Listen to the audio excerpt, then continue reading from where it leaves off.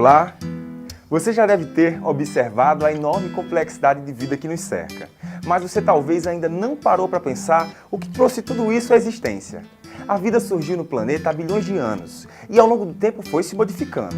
Algumas espécies foram extintas e outras persistiram fortemente até a atualidade. Mas qual o segredo para algumas espécies permanecerem ao longo do tempo? Vamos juntos responder a essa questão? Eu adoro vir aqui, ficar olhando o mar, dá uma paz, sabe? Eu me sinto mais perto de Deus.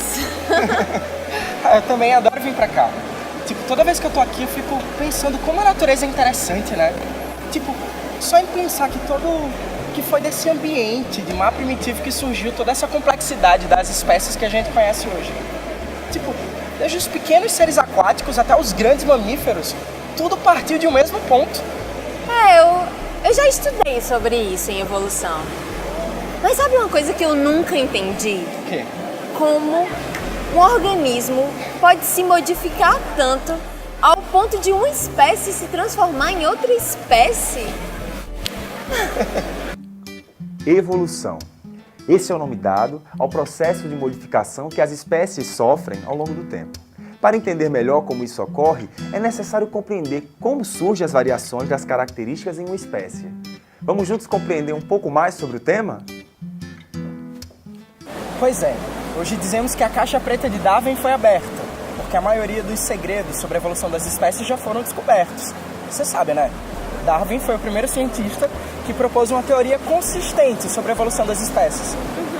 Então, as variações que ocorrem nos organismos são frutos de mutação, ou seja, são alterações que ocorrem no DNA dos organismos, das espécies, e que acabam alterando as características biológicas.